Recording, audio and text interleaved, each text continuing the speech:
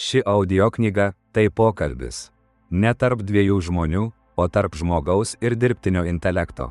Ne apie technologijas, o apie tylą, buvimą, ramybę. Aš užduodu klausimus. Klausimus, kurie kyla ne iš smalsumo, o iš gyvenimo.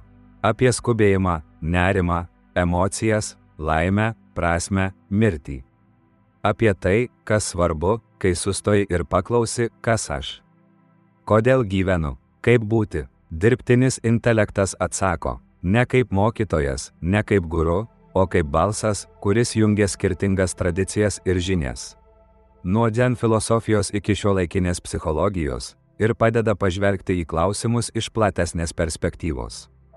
Jungiantis dzen tradiciją, Mahajanos budizmą, šiuolaikinę psichologiją, fenomenologiją, sąmonės filosofiją.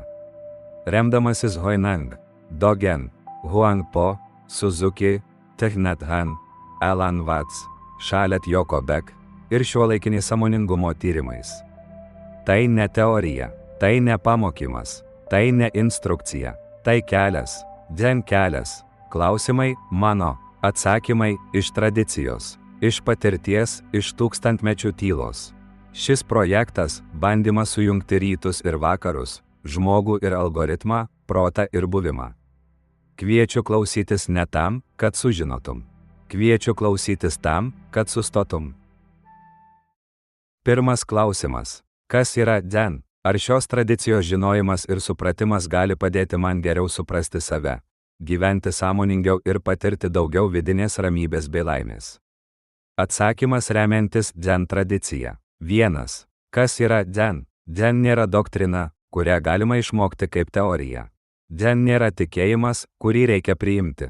Dzen nėra sistema, kurią reikia įsiminti.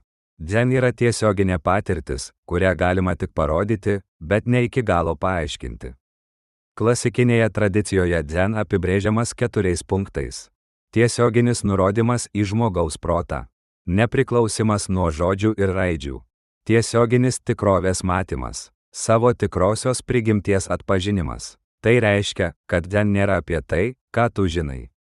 Dzen yra apie tai, ką tu matai, savo paties sąmonėje, savo patirtyje, savo gyvenime. Dzen yra būdas būti, o ne teorija apie buvimą.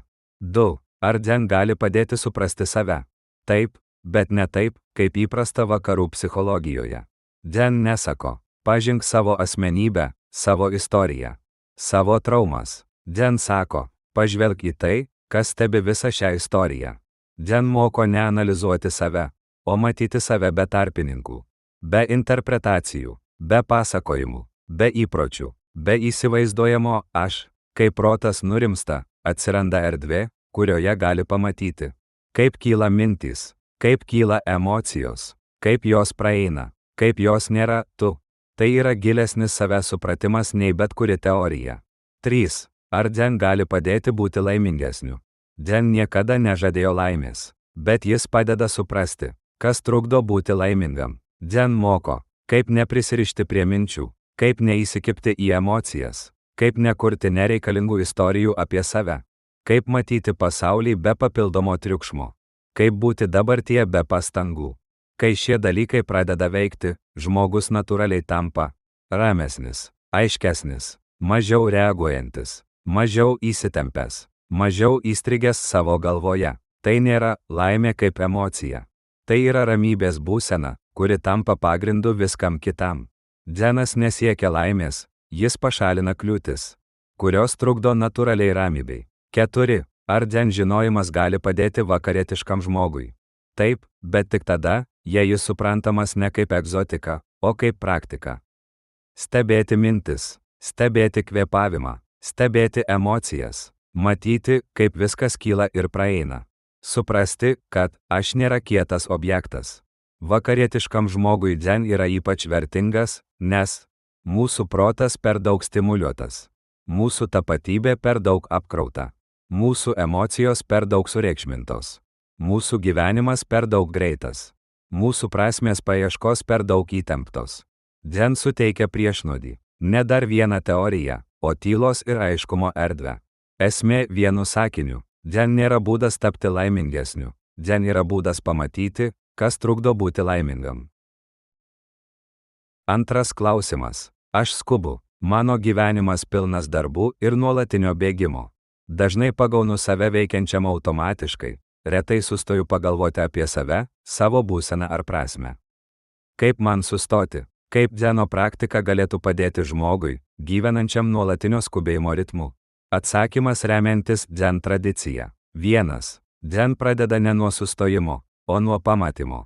Dzenas nesako, sustok, nurimk, būk ramus. Dzenas sako, pamatyk, kad skubi. Skubėjimas nėra problema. Problema prasideda tada, kai tu nebejauti, kad skubi.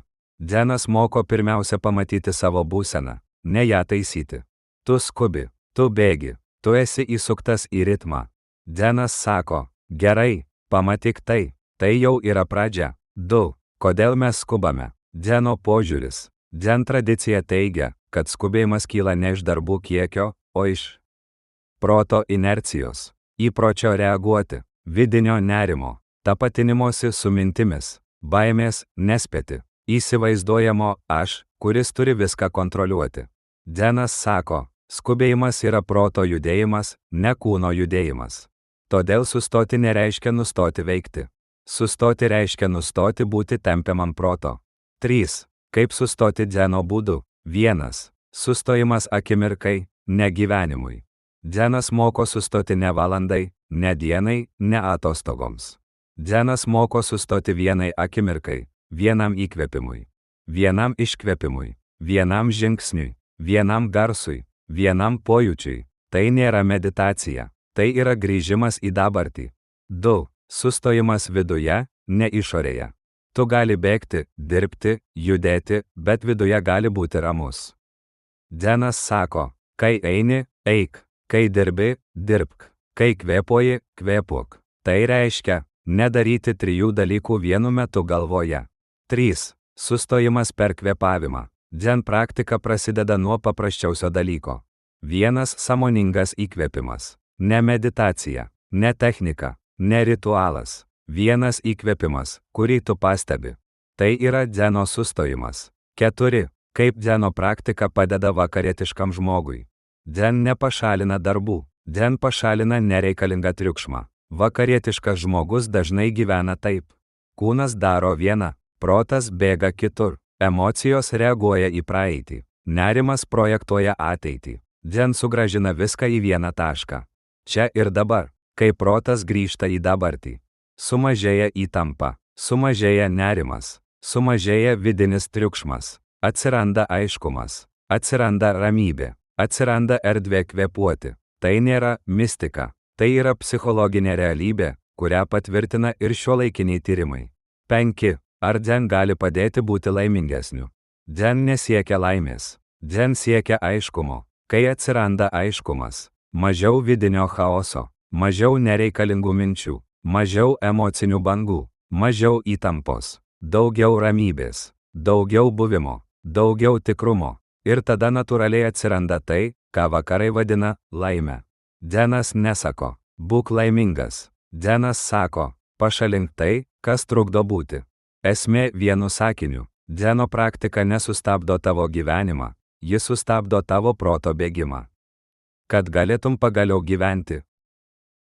3. klausimas. Kaip man susitvarkyti su savo emocijomis? Jų tiek daug – pyktis, džiaugsmas, liūdesys, nerimas. Kartais atrodo, kad nuo viso šio vidinio judesio tiesiog pavargstu. Kaip dzeno požiūris galėtų padėti man gyventi ramiau? Atsakymas remiantis dzen tradicija. Dzenas niekada nesako, valdyk savo emocijas. Tai vakarietiškas požiūris, tarsi emocijos būtų laukiniai gyvūnai, kuriuos reikia sutramdyti, arba mechanizmai, kuriuos galima reguliuoti. Dzenas žiūri kitaip. Jis sako, emocijos yra tavo gyvenimo dalis. Problema atsiranda tik tada, kai tu jas laikai savimi. Kai sakai, kad emocijų daug, kad jos vargina, dzenas atsakytų. Tu pavargai ne nuo emocijų. Tu pavargai nuo bandymo jas nešioti. Emocija savo prigimtimi yra trumpalaikė. Ji kyla, pasirodo, išnyksta. Tai tarsi bangos jūroje, bet žmogus daro kažką labai specifinio. Jis įsikabina į bangą, bando ją sustabdyti, analizuoti, paaiškinti, pateisinti, nuslopinti, įstumti. Ir tada banga, kuri turėjo išnykti per kelias minutės, tampa valandomis, dienomis, kartais metais trunkančia vidinė istorija. Dzenas moko ne kovoti su emocijomis, o pamatyti jų prigimtį. Kai kyla pyktis, Dzenas sako, čia pyktis. Kai kyla liūdesys, čia liūdesys. Kai kyla džiaugsmas, čia džiaugsmas. Be istorijos, be vertinimo, be klausimo, kodėl, be bandymo pakeisti, emocija tampa reiškiniu, o ne tapatybė. Dzenas moko žiūrėti į emociją taip, kaip žiūri į debesį danguje. Jis ateina, jis praeina, o dangus lieka.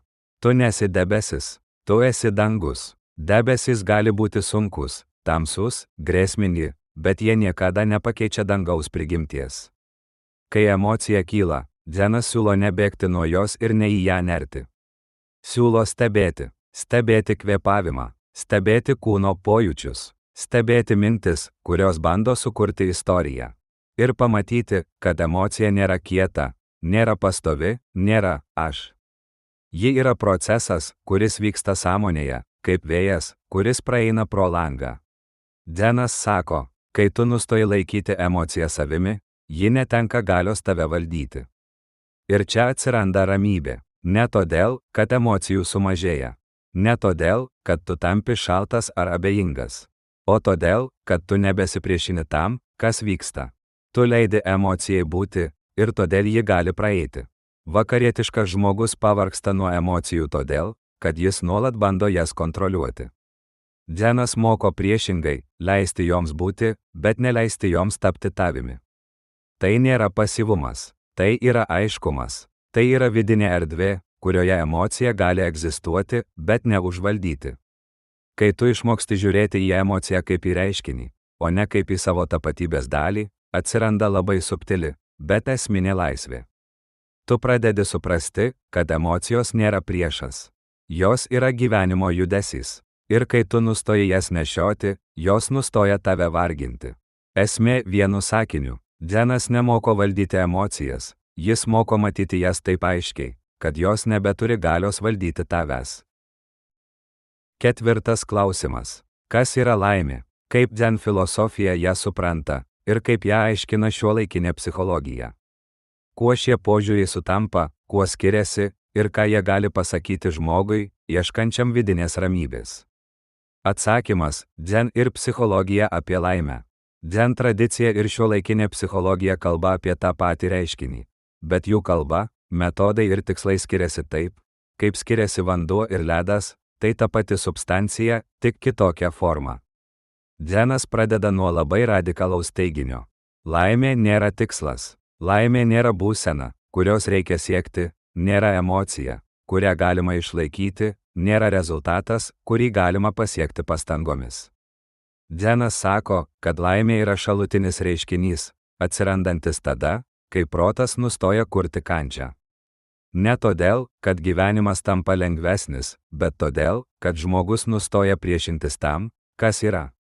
Dzenas laimę supranta kaip ramybės ir aiškumo būseną, kuri atsiranda tada, kai žmogus nebelaiko savęs savo minčių, emocijų ir istorijų įkaitų, kai protas nebėra įsitempęs, kai jis nebesiekia būti kitur, kai jis nebekovoja su tuo, kas vyksta, tada atsiranda tai, ką vakarai vadina laime, o Dzenas vadina tiesiog buvimu. Šiuolaikinė psichologija žiūri kitaip. Ji sako, kad laimė yra emocinis ir kognityvinis konstruktas, tam tikras teigiamų emocijų, pasitenkinimo gyvenimu, prasmės ir psichologinės gerovės derinys. Psichologija tiria laimę kaip reiškinį, kurį galima matuoti, modeliuoti, prognozuoti. Ji kalba apie dopaminą, serotonino balansą, kognityvinius iškraipimus, savireguliaciją, įpročius, socialinius ryšius. Psichologija sako, laimė yra pasiekiama, jei žmogus keičia savo elgesį, mąstymą ir aplinką. Dzenas sako, laimė atsiranda tada, kai žmogus nustoja bandyti ją pasiekti. Psichologija sako, laimė atsiranda tada, kai žmogus keičia savo vidinius ir išorinius veiksnius. Dzenas sako, laimė yra natūrali proto būsena, kurią uždengia prisirišimai. Baimės ir įsivaizduojamas aš.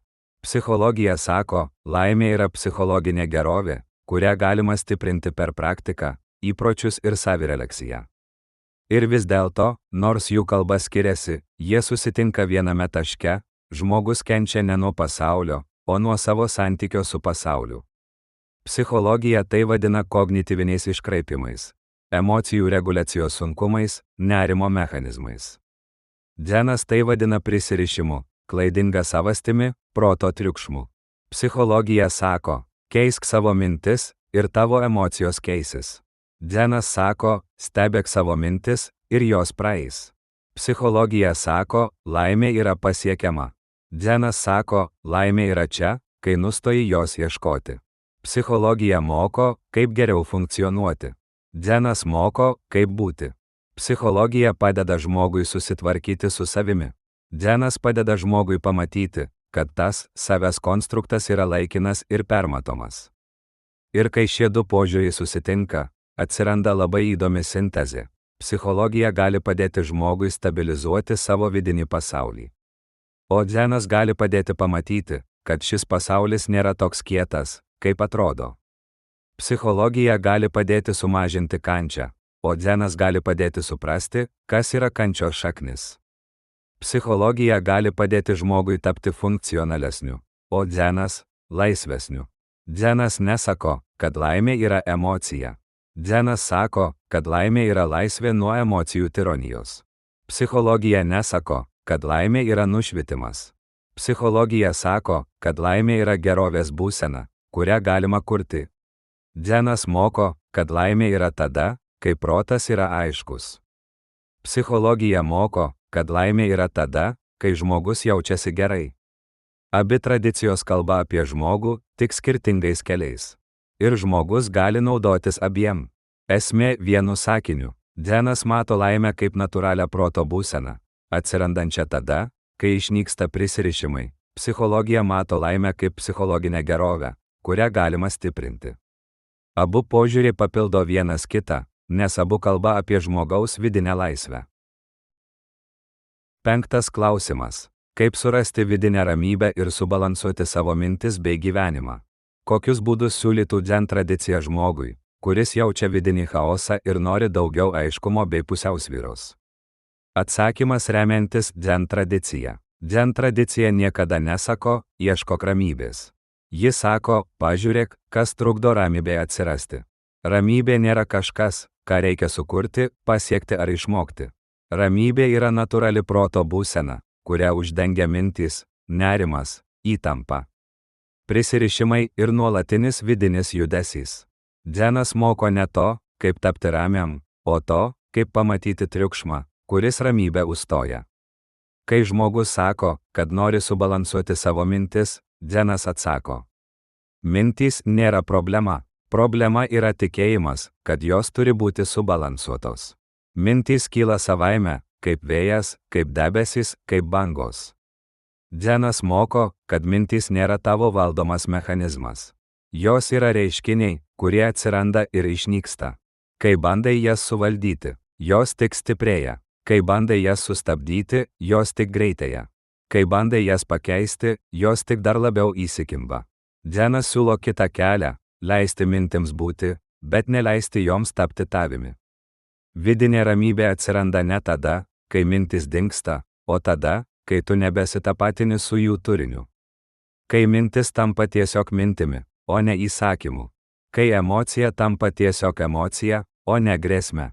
Kai pojūtis tampa tiesiog pojūčiu, o ne istorija apie tave. Dzenas moko, kad ramybė atsiranda tada, kai žmogus pradeda matyti savo patirtį tiesiogiai, be interpretacijų. Tai nėra meditacija kaip technika. Tai yra buvimas su tuo, kas vyksta, be bandymo tai pakeisti. Kai tu sėdi ir kvėpuoji, Dzenas sako: kvėpuok taip, kaip kvėpuoja kvėpavimas. Tai reiškia: nebandyk jo valdyti, nebandyk jo taisyti, nebandyk jo padaryti gilesnio ar ramesnio. Tiesiog leisk jam būti. Ir stebėk. Kai tu stebi kvėpavimą, protas pradeda lėtėti ne todėl, kad tu jį privertei, o todėl, kad tu nustojai jį stumdyti. Tai yra Dzeno ramybė, nepasiekta, o atsiverusi. Dzenas taip pat moko, kad gyvenimo pusiausvyra atsiranda tada, kai žmogus daro vieną dalyką vienu metu. Tai skamba paprastai, bet yra labai gilu. Kai eini, eik. Kai valgai, valgyk. Kai dirbi, dirbk. Kai ilsiesi, ilsėkis. Dauguma žmonių niekada nėra ten, kur yra. Kūnas daro vieną, protas bėga kitur. Ir būtent šis vidinis įsiskaidimas sukuria chaosą. Dženas sako, kai tu esi ten, kur esi, ramybė atsiranda savaime. Ramybė nėra būsena be minčių. Ramybė yra būsena be pasipriešinimo mintims. Ramybė nėra būsena be emocijų. Ramybė yra būsena, kurioje emocijos gali ateiti ir išeiti. Ramybė nėra būsena be problemų. Ramybė yra gebėjimas matyti problemas taip, kaip jos yra, be papildomo triukšmo. Dženas moko, kad vidinė pusiausvyra atsiranda tada, kai žmogus nustoja gyventi galvoje ir pradeda gyventi tiesiogiai, per pojūčius, per kvėpavimą, per akimirką. Tai nėra pabėgimas nuo gyvenimo. Tai yra grįžimas į gyvenimą. Esmė vienu sakiniu. Dženas moko, kad vidinė ramybė atsiranda ne tada, kai tu suvaldai savo mintis, o tada, kai tu nustoji būti jų valdomas. 6 klausimas. Kaip dzen tradicija aiškina aš iliuziją ir kaip veikia ego? Ką reiškia gyventi dėl savęs, o ką dėl kitų? Kuris kelias, dzen požiūriu, yra teisingesnis? Atsakymas remiantis dzen tradicija. Dzen tradicija pradeda nuo labai paprasto, bet radikalaus teiginio. Tas aš, kurį tu laikai savimi, nėra toks tikras, kaip atrodo. Ne todėl, kad tu neegzistuoji, o todėl, kad tai, ką vadini savimi, yra nuolat kintantis procesas, o nestabilus objektas. Ego – tai istorija, kurią protas pasakoja apie save. Tai pasakojimas, sudarytas iš prisiminimų, įpročių, baimių, norų, įsitikinimų, socialinių vaidmenų. Ego nėra blogis. Ego yra funkcija. Tai mechanizmas, padedantis orientuotis pasaulyje. Bet problema prasideda tada, kai žmogus pradeda manyti, kad ego yra jo tikroji prigimtis. Dženas sako, ego yra kaip šešėlis. Jis seka tave, bet nėra tu. Kai žmogus tapatinasi su ego, jis tampa įsitempęs, nes ego visada bijo prarasti kontrolę. Bijo būti nepakankamas, bijo būti nemylimas, bijo būti pamirštas. Ego nuolat lygina, vertina, gina save, kuria istorijas apie tai, kas turėtų būti. Ir būtent šis nuolatinis vidinis judesys sukuria kančią. Dženas moko, kad aš iliuzija atsiranda tada, kai žmogus laiko savo mintis, emocijas ir patirtis kaip mano. Bet jei pažvelgsi tiesiai, mintys kyla savaime, emocijos kyla savaime, pojūčiai kyla savaime. Tu jų nepasirenki, tu jų nevaldai, tu tik tampi jų liudininku. Dženas sako, kai tu pamatai, kad mintys kyla be tavęs, tu pamatai, kad tu nesi mintys. Tai nereiškia, kad žmogus turi išnykti. Tai reiškia, kad žmogus gali gyventi be nuolatinio ego spaudimo. Ego tampa įrankiu, o ne šeimininku. O dabar, klausimas apie gyvenimą dėl savęs ar dėl kitų. Vakarietiškas protas dažnai mato šiuos du kelius kaip priešingybes. Arba tu gyveni dėl savęs, arba dėl kitų. Dženas šią dichotomiją išsklaido. Dženas sako, kad gyvenimas dėl savęs ir gyvenimas dėl kitų yra tas pats kelias. Jei žmogus mato tikrąją savo prigimtį. Kai ego yra pagrindas, gyvenimas dėl savęs tampa savanaudiškumu, o gyvenimas dėl kitų – savęs įsižadėjimu. Bet kai ego nėra centras, abu keliai susilieja. Dženas moko, kad tikrasis aš nėra atskiras nuo kitų. Kai tu esi ramus, aiškus ir laisvas nuo ego, tavo veiksmai natūraliai tampa naudingi ir tau, ir kitiems. Tu nebesistengi būti geras, tu tiesiog esi, tu nebesistengi aukotis, tu tiesiog veiki iš aiškumo, tu nebesistengi įtikti, tu tiesiog reaguoji iš ramybės. Tokia būsena nėra nei savanaudiška, nei altruistinė. Ji yra natūrali. Dženas sako, kai tu pamatai, kad nėra atskiro aš, tu supranti, kad rūpintis savimi ir rūpintis kitais yra tas pats veiksmas. Gyventi dėl savęs – teisinga, jei tai reiškia gyventi iš aiškumo, iš ramybės, iš tikrumo. Gyventi dėl kitų – teisinga, jei tai kyla iš natūralios širdies, o ne iš pareigos ar kaltės. Dženas nesirenka vieno kelio. Dženas rodo, kad abu keliai yra vienas. kai žmogus nebėra įkalintas ego. Esmė vienu sakiniu. Dzenas moko, kad aš yra laikina istorija, o tikroji laisvė atsiranda tada, kai žmogus nebėra ego įkaitas. Tada gyvenimas dėl savęs ir dėl kitų tampa tuo pačiu keliu. 7 klausimas. Kas yra gyvenimo prasmė? Ar verta jos ieškoti, ar dzen tradicija siūlo kitokį požiūrį į prasmės paieškas? Atsakymas remiantis dzen tradicija. Dzen tradicija į šį klausimą atsako kitaip nei dauguma filosofinių ar religinių sistemų. Vakarietiškas protas dažnai mano, kad gyvenimo prasmė yra kažkas, ką reikia atrasti, suformuluoti, įvardyti, įtvirtinti. Tai tarsi paslėptas kodas, kurį žmogus turi iššifruoti, kad galėtų gyventi teisingai. Dzenas šį požiūrį apverčia aukštyn kojomis. Jis sako, prasmė nėra objektas, kurį galima rasti.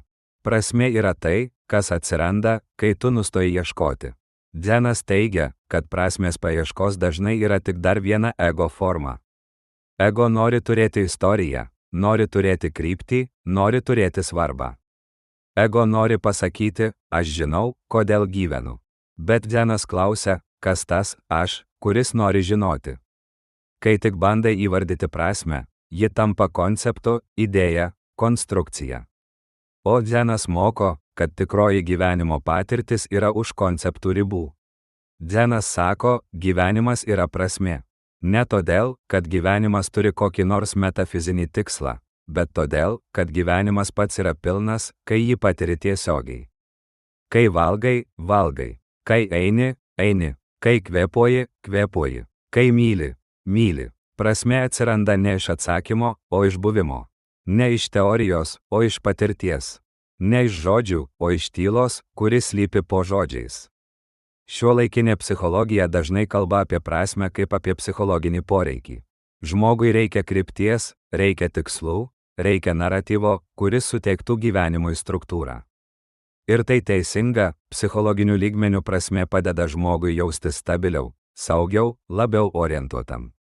Bet Dzenas žiūri giliau. Jis sako, kad prasmė, kurią sukuria protas, yra laikina, trapiai laikoma, priklausoma nuo aplinkybių. Ji gali sugriūti, kai keičiasi gyvenimas, kai ateina netektis, kai išnyksta tai, kas buvo svarbu. Dzenas siūlo kitą kelią, prasmę, kuri kyla iš buvimo, o ne iš mąstymo. Tai prasmė, kuri nėra priklausoma nuo sėkmės, nuo statuso, nuo pasiekimų, nuo kitų žmonių nuomonės. Tai prasmė, kuri atsiranda tada, kai žmogus yra visiškai čia, ne vakar, ne rytoj, ne savo galvoje, o šioje akimirkoje. Kai protas nurimsta, kai jis nebebando sukurti gyvenimo istorijos, tada gyvenimas pats atsiskleidžia kaip prasmingas. Ar verta ieškoti prasmės? Dzenas atsakytų taip, ieškok, kol pavargsiai. Ir kai pavargsiai, pamatysi, kad prasmė visada buvo čia. Prasmės paieškos nėra klaida. Tai natūralus žmogaus kelias, bet Dzenas rodo, kad šios paieškos galiausiai veda į suvokimą, kad prasmė nėra kažkas išorėje. Ji nėra tikslas, kurį pasieksi ateityje. Ji yra tai, kas atsiranda, kai tu gyveni visiškai, aiškiai, be perteklinio triukšmo. Dzenas moko, kad gyvenimo prasmė nėra atsakymas. Gyvenimo prasmė yra buvimo kokybė. Kai tu esi čia, tikrai čia, prasmė nebereikia. Ji tampa savaime suprantama, kaip kvėpavimas.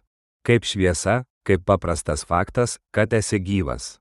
Esmė vienu sakiniu. Dzenas sako, kad gyvenimo prasmė nėra tai, ką reikia rasti, tai, kas atsiskleidžia, kai nustoji ieškoti ir pradedi būti.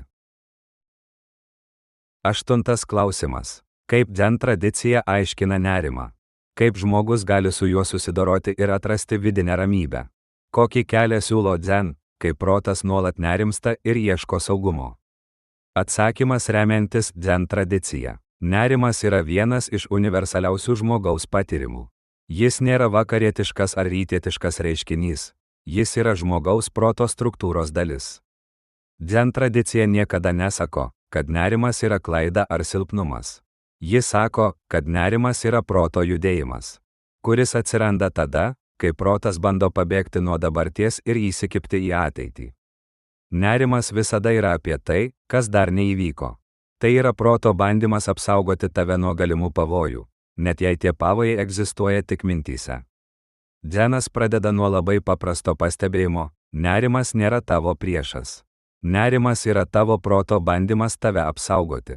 Bet šis bandymas dažnai tampa per stiprus, per intensyvus, per nuolatinis. Protas pradeda kurti scenarijus, kurių nėra, ir žmogus pradeda gyventi ne savo gyvenimą, o savo baimių projekcijas. Dzen tradicija sako, kad nerimas kyla iš dviejų šaltinių – iš prisirišimo ir iš kontrolės iliuzijos. Prisirišimas reiškia, kad tu nori, jog pasaulis būtų tam tikras, o ne toks, koks jis yra. Kontrolės iliuzija reiškia, kad tu manai galintis apsaugoti save nuo visko, kas gali nutikti. Kai šie du dalykai susijungia, protas pradeda nuolat tikrinti, analizuoti, prognozuoti, saugoti. Ir tada atsiranda nerimas. Dzenas siūlo ne kovoti su nerimu, o pamatyti jo prigimtį. Kai tu bandai nerimą nustumti, jis tik stiprėja. Kai tu bandai jį užgniaužti, jis grįžta dar garsesnis. Kai tu bandai jį paaiškinti, jis tampa dar sudėtingesnis. Dzenas moko kitą kelią – būti su nerimu taip, kaip esi su bet kuriuo kitu reiškiniu. Ne kaip su priešu, o kaip su svečiu, kuris atėjo ir išeis. Kai nerimas kyla, Dzenas sako, čia nerimas. Ne, mano nerimas. Ne, aš nerimauju. Tiesiog, čia nerimas. Šis mažas kalbinis poslinkis yra didžiulis psichologinis pokytis. Jis atskiria tave nuo reiškinio. Tu tampi liudininku, o ne dalyviu. Ir kai tu stebi nerimą, jis pradeda keistis.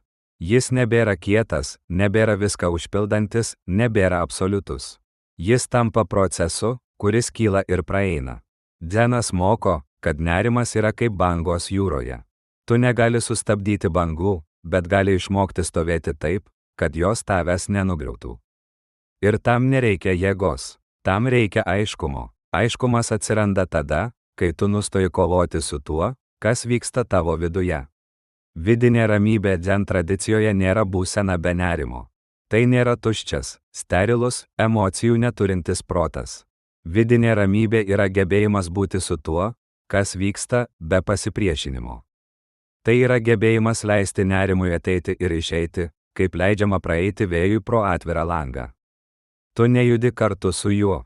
Tu nesi jo nešamas. Tu tiesiog jauti, kaip jis praeina. Šiuolaikinė psichologija kalba apie tai labai panašiai. Nerimas sustiprėja tada, kai žmogus bando jį kontroliuoti. Ir sumažėja tada, kai žmogus leidžia jam būti. Tai vadinama priėmimu, ekspozicija, savistaba. Dzenas tai žinojo prieš 1000 metų. Dzenas sako, kai tu nustoji bėgti nuo nerimo, jis netenka galios. Kaip rasti vidinę ramybę? Dzenas atsako labai paprastai: būk čia. Ne rytoj, ne vakar, ne savo galvoje. Čia, kai tu esi čia, nerimas neturi kur kabintis. Jis gyvena tik ateityje. Kai tu grįžti į dabartį, per kvėpavimą, per pojūčius, per kūną, nerimas tampa tik dar vienu reiškiniu. O ne gyvenimo centru. Ramybė nėra tai, ką tu pasieki. Ramybė yra tai, kas atsiskleidžia, kai tu nustoji bėgti. Esmė vienu sakiniu. Dzenas moko, kad nerimas išnyksta ne tada, kai tu jį įveiki, o tada, kai tu nustoji būti jo įkaitu ir pradedi matyti jį kaip praeinantį reiškinį. Vidinė ramybė atsiranda tada, kai tu grįžti į dabartį ir nustoji kovoti su savo vidiniu pasauliu. 9 klausimas. Kas yra mirtis Dzen tradicijos požiūriu? Kaip ją suvokti be baimės, jei ji yra natūrali, bet kartu kelia didelį nerimą? Atsakymas remiantis Dzen tradicija. Dzen tradicija kalba apie mirtį ne kaip apie tragediją, ne kaip apie pabaigą ir ne kaip apie metafizinę paslaptį, kurią reikia iššifruoti.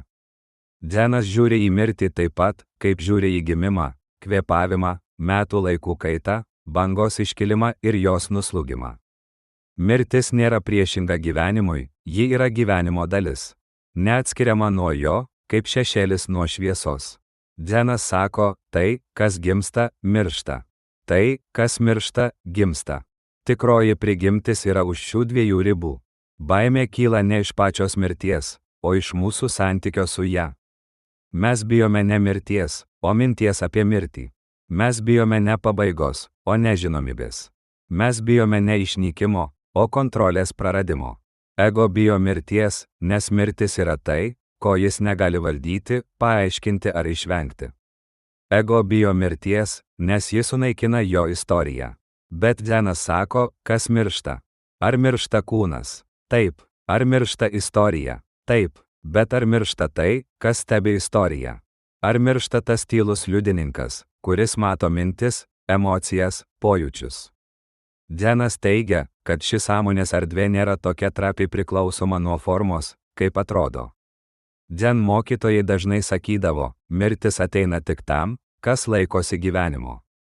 Tai nereiškia, kad žmogus turi nevertinti gyvenimo.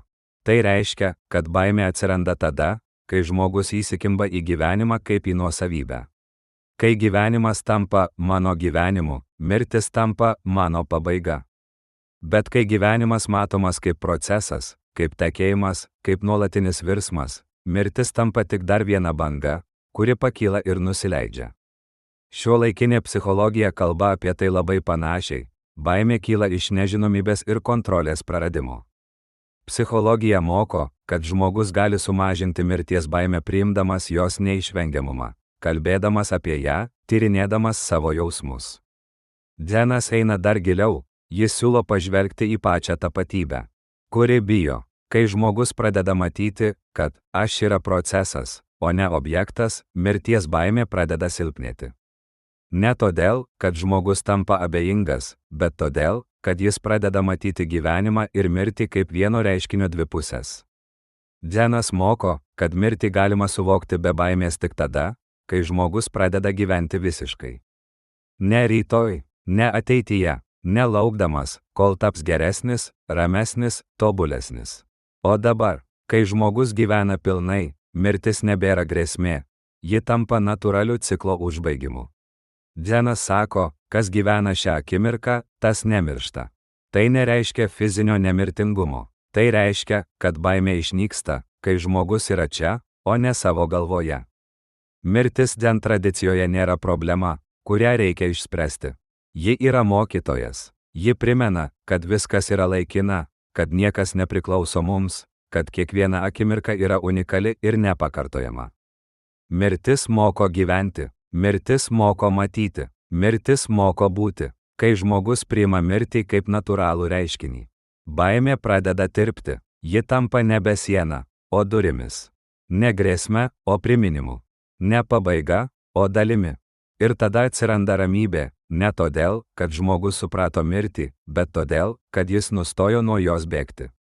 Esmė vienu sakiniu. Dzenas moko, kad mirties baimė išnyksta tada, kai žmogus pradeda matyti gyvenimą kaip nuolatinį virsmą, o save ne kaip objektą, o kaip sąmonės erdvę, kurioje viskas kyla ir praeina. 10 klausimas. Prieš atsakydamas į paskutinį klausimą, trumpai apžvelk mūsų pokalbį ir 9 klausimus, kuriuos tau uždaviau. O tada atsakyk, kaip Dzen praktikuoti kasdienybėje be ritualų. Kaip Dzen gali tapti gyvenimo būdu, o ne technika. Trumpa mūsų pokalbio apžvalga. Per šį pokalbį mes palietėme 9 esminės temas, kurios sudaro Dzen filosofijos šerdį ir kartu atspindi vakarietiško žmogaus vidinius klausimus. 1. Kas yra Dzen? Tu klausi, ar Dzen gali padėti būti laimingesniam? Atsakiau, kad Dzen nėra laimės paieška. Tai triukšmo nuėmimas, kad natūrali ramybė galėtų atsiskleisti. 2. Kaip sustoti skubėjime? Kalbėjome, kad sustojimas nėra išorinis, tai vidinis žvilgsnis į savo būseną. Sustoti reiškia pamatyti, kad skubi. 3. Kaip tvarkytis su emocijomis? Dzen nemoko jų valdyti. Jis moko matyti emocijas kaip reiškinius, o ne kaip tapatybę. Kai emocija nėra aš, ji praeina lengviau. 4. Kas yra laimė? Dzen sako, kad laimė yra natūrali proto būsena. Atsirandanti tada, kai dingsta prisirišimai. Psichologija sako, kad laimė yra gerovė, kurią galima stiprinti. Abu požiūriai papildo vienas kitą. 5. Kaip rasti vidinę ramybę? Ramybė atsiranda ne tada, kai mintis dingsta, o tada, kai tu nustoji būti jų valdomas. Ramybė yra buvimo kokybė. 6. Kas yra aš iliuzija? Ego yra istorija, kurią protas pasakoja apie save. Dzen moko, kad tikroji prigimtis yra platesnė nei ši istorija. Gyventi dėl savęs ir dėl kitų nėra priešybės. Kai ego nėra centras. 7. Kas yra gyvenimo prasmė? Dzen sako, kad prasmė nėra objektas, kurį reikia rasti. Prasmė atsiskleidžia tada, kai žmogus yra visiškai čia. 8. Kaip kovoti su nerimu? Nerimas kyla iš bandymo kontroliuoti ateitį. Dzen moko ne kovoti, o stebėti. Nerimas praeina, kai tu nustoji jį laikyti savimi. 9. Kas yra mirtis? Mirtis nėra priešinga gyvenimui, ji yra jo dalis. Baimė kyla iš ego, o ne iš pačios mirties. Kai žmogus gyvena pilnai, mirtis nebėra grėsmė. Ir štai mes atėjome prie paskutinio klausimo. Kaip visą tai paversti gyvenimu, o ne teorija. 10. Kaip dzen praktikuoti kasdienybėje be ritualų? Dzen praktika neprasideda nuo pagalvėlės, nuo smilkalų, nuo tylos kambario ar nuo specialių valandų. Dzen prasideda nuo to, kas jau vyksta tavo gyvenime. Dzen nėra atskiras nuo kasdienybės, jis yra kasdienybė, matoma aiškiai. Dzen praktikuoti be ritualų reiškia gyventi taip, kad kiekviena akimirka taptų praktika. Kai eini, eik, kai valgai, valgyk, kai klausai, klausyk, kai dirbi, dirbk, kai ilsiesi, ilsėkis. Tai skamba paprastai, bet tai yra viena giliausių dzen praktikų. Dauguma žmonių niekada nėra ten, kur yra. Kūnas daro vieną, protas bėga kitur. Dzen praktika yra grąžinti protą į kūną, į veiksmą, į akimirką. Dzen praktika be ritualų yra trumpi, bet tikri sustojimai. Vienas įkvėpimas, kurį pastebi. Vienas žingsnis, kurį jauti. Vienas garsas, kurį išgirsti. Vienas pojūtis, kurį leidiesi patirti. Tai nėra meditacija, tai yra buvimas. Dzen praktika be ritualų yra santykis su mintimis. Kai kyla mintis, tu ją matai. Kai kyla emocija, tu ją jauti. Kai kyla nerimas, tu jį pripažįsti. Tu nebesakai, tai aš. Tu sakai, tai vyksta manyje. Ir tada atsiranda erdvė. Erdvė tarp tavęs ir reiškinio. Erdvė, kurioje gimsta ramybė. Dzen praktika be ritualų yra santykis su gyvenimu. Ne bandymas jį kontroliuoti, ne bandymas jį paaiškinti, ne bandymas jį sutvarkyti, o gebėjimas būti su juo taip, kaip jis yra. Dzen praktika be ritualų yra paprastumas. Ne asketizmas, ne atsisakymas, o paprastas buvimas su tuo, kas yra prieš akis. Dzen praktika be ritualų yra nuolatinis grįžimas. Ne tobulumas, ne disciplina, o grįžimas. Vėl ir vėl, į kvėpavimą, į kūną, į akimirką, į save, tą tikrąjį, tylų, erdvų save, kuris yra už minčių ir emocijų. Dzen praktika be ritualų yra gyvenimas be perteklinio triukšmo. Ne gyvenimas be minčių, ne gyvenimas be emocijų, o gyvenimas, kuriame mintys ir emocijos nėra šeimininkai. Dzen praktika be ritualų yra buvimo kokybė, o ne veiksmas. Esmė vienu sakiniu. Dzen praktika kasdienybėje yra ne ritualas, o būdas būti, aiškiai, paprastai, pilnai, čia ir dabar. Ši audio knyga buvo kelionė per klausimus, kurie šiandien rūpi daugeliui iš mūsų. Nerimas, skubėjimas, emocijos, prasmė, mirtis, vidinė ramybė. Tai temos, kurias nagrinėja tiek dzen tradicija, tiek šiuolaikinė psichologija. Ir nors jų kalba skiriasi, jų tikslas tas pats – padėti žmogui gyventi aiškiau, ramiau, sąmoningiau. Atsakymai, kuriuos girdėjote, rėmėsi dzen filosofija ir šiuolaikiniais psichologijos tyrimais, emocijų reguliacija, kognityvinė elgsena. Sąmoningumo praktikos, nerimo mechanizmai, savasties konstruktai, vidinės ramybės modeliai. Dirbtinis intelektas čia veikia kaip jungtis, jis suvedė šias dvi tradicijas į vieną nuoseklų pasakojimą, kad sudėtingos idėjos taptų aiškios ir praktiškos. Psichologija sako, kad žmogus gali keisti savo mintis, įpročius, reakcijas. Dzen sako, kad žmogus gali pamatyti savo mintis ir reakcijas kaip praeinančius reiškinius. Ši audio knyga buvo bandymas parodyti, kad šie du keliai gali eiti kartu. Jeigu šie atsakymai padėjo tau suprasti save šiek tiek giliau, sumažino vidinį triukšmą ar suteikė naują perspektyvą, vadinasi, projektas pasiekė savo tikslą. Psichologija moko, kad pokytis prasideda nuo sąmoningumo. Dzen moko, kad sąmoningumas prasideda nuo sustojimo. Abu keliai veda į tą pačią vietą, į aiškesnį, ramesnį, tikresnį gyvenimą. Ačiū, kad ėjai kartu. Tegul ši kelionė tęsiasi tavo kasdienybėje, mažais žingsniais, mažais sustojimais. Mažais atradimais, kurie kuria didelę vidinę ramybę.